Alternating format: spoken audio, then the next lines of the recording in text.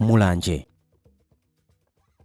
Ili ndi limodzi mwa maboma amene amadziwika bwino ndi ulimi wa mbewu monga tii, nanazi ndi nthochi. Kukamba za nthochi, ulimi wa mbewuyi wakhala uthandiza anthu okhala m'boma la Mulanje ndi maboma ena kwa zaka.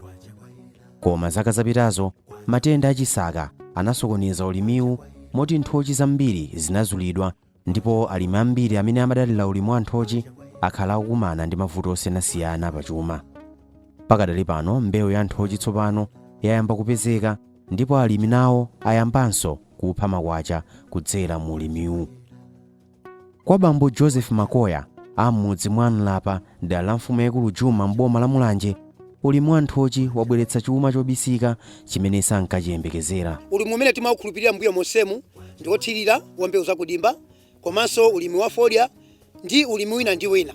Koma kubwera kwa ulimi umene uwo waperekanso chidwi kwa anthu kuti nthochiso ndi business yayikulu kwambiri imenenso ingathe kutukira m'mabanja fo ikubweretsa ndalama zochuluka mwaka modzi. Malingana ndi Amakoya, chiyambireni ulimi wa nthochi moyo wawo ndi banja lawo wasintha kwambiri. Pakadali pano Amakoya akuti sakupanika kutumiza ana awo ku sukulu kupatula kuveka komanso kudyetsa banja lawo. Kupatula kugulitsa nkumapeza ndalama, Amakoya akutinso ulimi wa nthochi ukuwathandizira pa nkhani ya chakudya. Timakhala ndi njala, koma kubwera kwa ulimi umenewu ulibe season. Nthawi ina iliyonse zimakhala nthochi zikubereka zikukhwima mopanda season. Ndinachiona kuti koma ndiwonjezere. Choncho kuchokera pa mapando 200 ndawonjezera kufika pa 450. Nditatero pa munda umenewu ndinaonanso kuti sipakukwanirabe malingana ndi chuma amene chikubwerera.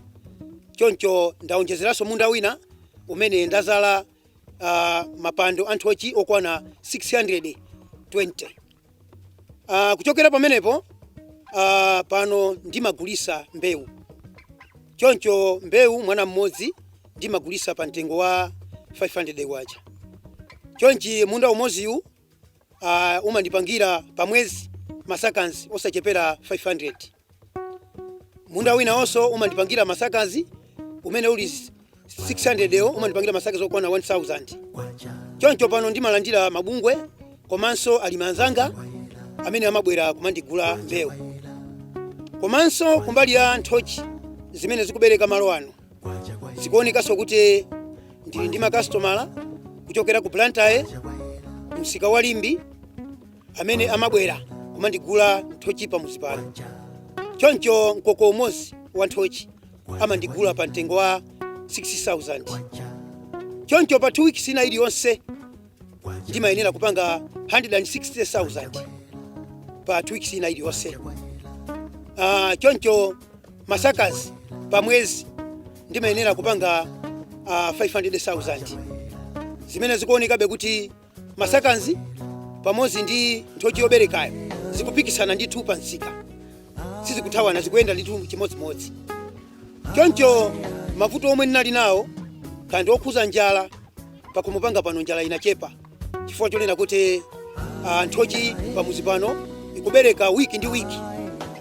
Choncho njala ndilibe chifukwa cha nthochi imeneyi. Komanso ikundipasa ndalama zokwanira zoti ndikumatha kugulira chakudya, komanso kusamalira banja langa, komanso ana kusukuluso ndikutanso kulipirira. Mbuyo monsemu ndinalibe mwayi wosiya mwana ku boarding, koma panopa ndakwanisa kutenga mwana kukasiya ku boarding kuchokera mu ndalama za nthochi zimene mukuziona pamuzi pano. Choncho kufika na pano ndagula malo kuchokera mu ulimi wa nthochi umenewu, malo osachepera 5, komanso ndagulanso nyumba yomangamanganso ya malata komanso ndagulanso malonso ena amene ndikuyembekeza kumanga nyumba zanga za lendi. Zipangizo zake ndagulanso kale kuchokera mu ndalama za nthochi zomwezi. Ndagulanso engine pump poti ulimi huu ukufuna kwambiri madzi. Monga mukuona apa ndi pantunda sikunsinje iya. Ulimi huu sikuti ndiopanga kunsinje kokha, kapena kumadambo kokha, koma ndi ulimi woti tikoza kupanga ole kumunda pa mtunda.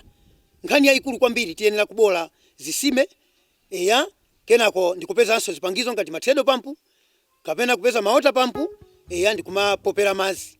Choncho ulimi umenewu ndi wotheka, si ulimi wovuta iyayi.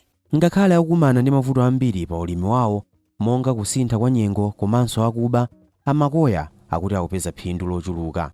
Iwowa ali ndi masomphenya ofuna kudzakhala ndi famu yayikulu yokhazikika pofika mchaka cha 2030. Koma pakadali pano amakoya akupeza ndalama zochuluka moti akwanitsa kupereka mwayi wa ntchito kwa anthu ena mdera lawo amene akulandira malipiro abwino pa mwezi. Mbava anthu akuba anabwera pa 21 April kuzandigogodera, potuluka anayamba kundikhapa. Choncho anathawa, koma ndithokoze kwambiri apolisi anandithandiza. Atabwera anafunafuna mbava ndipo anagwira imodzi imene inamangidwa kwa zaka 8. Choncho ndinaphunzirapo kuti ndiyenera kukhala pakatundu amene ndiyenera kukhala ndi alonda.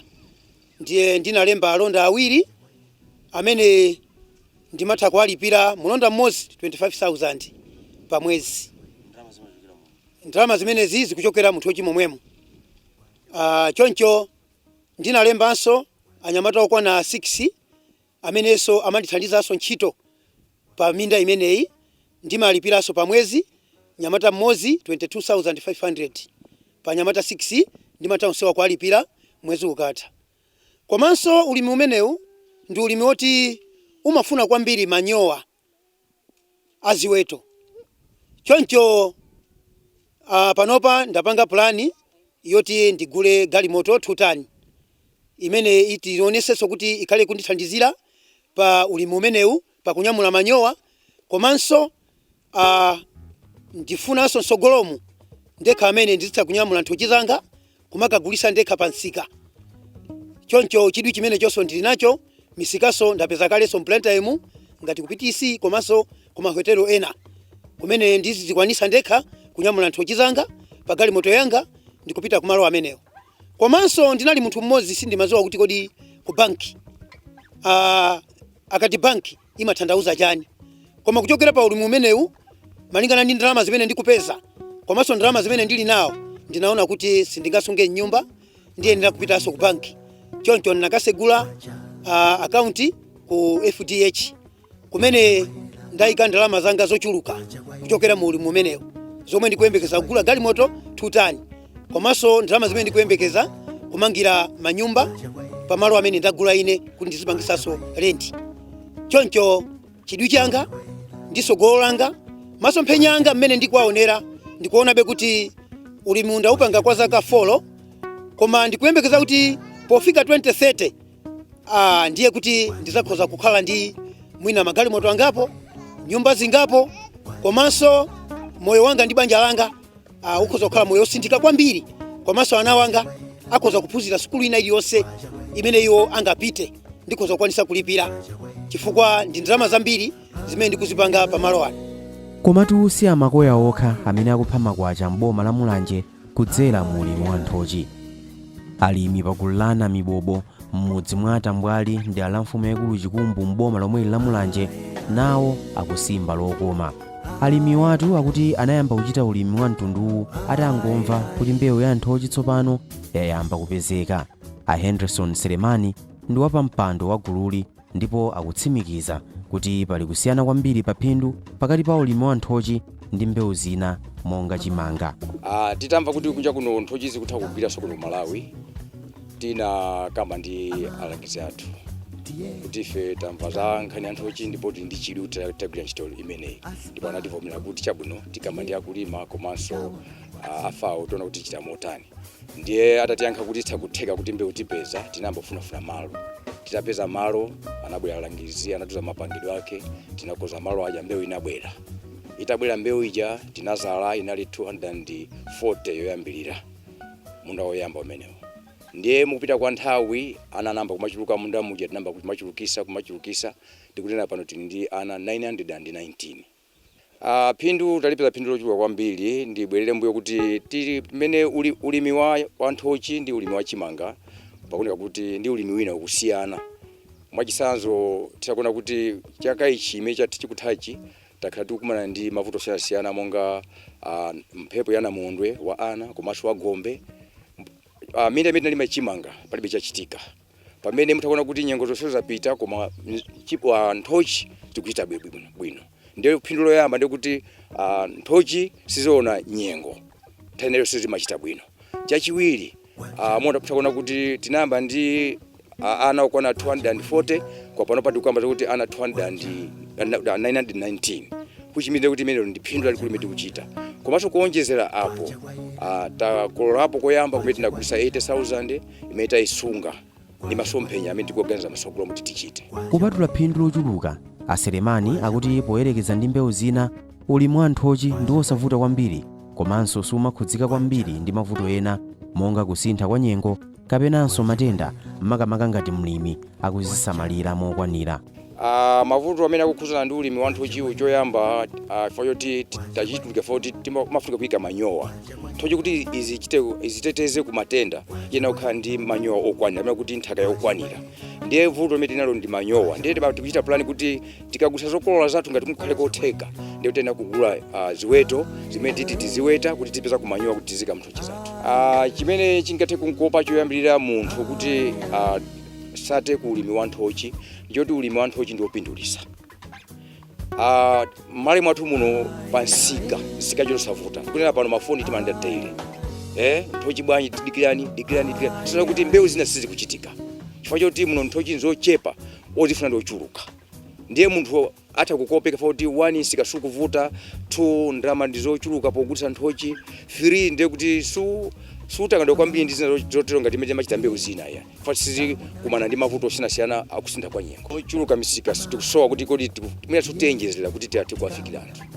Achinyamata kuno kuti kugwira nawo bwino ntchito kwambiri chifukwa choti choyamba akukopeka ndi phindu limene likupezeka umo.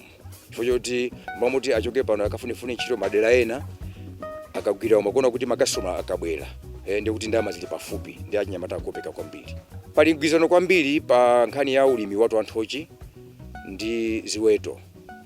Chifukwa choti tikadula nthochi ija tagulisa masamba ake otha kutenganso kukapereka ku ziweto. Ziweto zitipasanso manyowa nikuzasiyaso munda muja. Ndifatana kuti chaka chino tifuna ndalama zathu tizisamalire bwino kuti zithe zina kusunga zina kugula ku ziweto kuti tisakhale ndi vuto lokagula manyowa kwa ena. Ulimi umene uwo ukutithandiza kwambiri. Chifukwa nthochizi titha kuphika pangati chakudya komanso titha kudya kungati chipaso. Ndiye pakuoneka kuti nthochi ndi zabwino foti chakudya chokhutisa komanso zipaso woti pa kompatu ni mwana alirenji. Kuyambirira makamaka malamulo gulu lonse limakhala malamulo ake. Mamemba athu a club ndiye kuti tiwapasa kuti nawonso akhale nawo komanso anthu otizungulira azungulira munda uno tiwapasa chifukwa chonga choti asaphumbire kuti azati kuononga nthochi zathu akhale nawo zawo. Koma anthu ngati akutali tikufuna ndithu atatipeza ndi kuti tigulisa komanso timagulisa. Nthochi zili magawo awiri zipaso komanso nkhani ya chakudya chokhutisa. Nthochi tikadula sikuti timangotenga basi zonse kupita nazo kunsika iya. Timaona kuti izi zitha kutani kupereka kwa mamemba athu kuti pakhomo pakhaliza kudya komanso matupi athu sabinimire fo yoti tingofuna ndalama zokhaya. Chifukwa program yathu ndiyoti tipeze ndalama komanso pakompatu pakhali chakudya. Amese Makomo ndi membala wa gulu la alimiwa ndipo akutsimikiza za phindu limene alimi pagululi akulipeza. Mayi Makomo akuti kupatula ndalama ulimi wa nthochi ukuperekanso chakudya cha thanzi kumanja awo. Pano tikukamba pano anthu mderali akuti chakudya si nsima yokha. Ine ndine Amese Makomo ndimachokera muzi mwa Matambwali. Ndine membala mmodzi wa gulu la Nambubo FS. Ndiye ineyo ulimi wa nthochi wandipindulira kwambiri. Titalowa gulu limeneli poyamba tinayamba kumene anene alangizi kuti tinayamba kuperekana kera nthochi zitamba kuphima ifezo kumatithandiza azimayi kupanga zikate kupanga zitumbuwa kumakagulisa pansika komanso kwakukulu chimene nachiona nthochi zimathandiza kukhala mankhwala kwa azimayi amene saziwa. Nthochi ndi mankhwala kuti ngati mwana tili ndi ana okoza makhomomo mazulu paya tikagula nthochi titagula nthochi ndikusiya nyumba tikutenga nthochi imodzi popita kugona ndikumpasa mwana ya akadya ndiye kuti ukoze umachepa mazulu tapita kugona taza mbiri samakuza nditi maona ngati mankhwala abwinonso kwambiri kwa ife azimayi zimatithandizira zimaphikidwa timaphika ndikupanga kuphikira londiwo zache zimene ndikudyera ngati tidya sima basi zimatithandiza kwambiri. Ngati tapika nthochi pata uphikira lutereri kakhalapo londiwo zamteza ukasijira ndikudyera nthochi zimatheka ndipo zikumayenda bwino. Iya imatazana kuoneka bwino ngasi kuchuluka zipaso zokudya zikapya ndikudya nthochizo zikuchuluka kwambiri zimatazana ndi ana bwino kwambiri. Munomo timavutika kunyamula zipikiri kunyamula manyowa kubweresa muno opanda mawiri bara tilibe ndiye timavutika kwambiri mabikira amatikhazukira pamutu komanso muone nimolasa tilibe zovalira kuphaziku malasa zikufunika jombo komanso pala zathu ambiri amachokera kutali madera kutali tikakumana kuti tikapangana tikumane pamutu nthawi yakuti amachedwa oti takhautili ndi njinga ndi kuti anzathu achitizilingana nawo pa nthawi yabwino. Ndizoona kuti phindu lathu likamayenda bwino monga mezi kuyendera bwino panopa kupita sogolo tili ndi kuthekera kufuna galimoto yoti tizitithandizira pa phindu lathu tikamapita kunsika kugulisa mwina tisinyamula pa galimoto komanso monga amene tanena kale kuti majombo tilibe zimatibaya ije cheso komanso njinga anthu anzathu amachokera madera akutali ndiye tikapangana pa 12 koloko iwo amafika 2 koloko ndiye tikufunikanso njinga ndi mawiri kuti tizigwirisira ntchito munda mwathu zotheka kuti tifuna tizagule molinga ndi phindu imene tikulipeza ife munda. Koma pamene alimi ngati amakoya aseremani komanso mayi makomo akuchilimika pa ntchito za ulimi wa mbewu zosiyanasiyana alangiza za malimidwe ndi ofunikira kwambiri kuti alimiwa atukuke ndi kupita patsogolo ndi ulimi.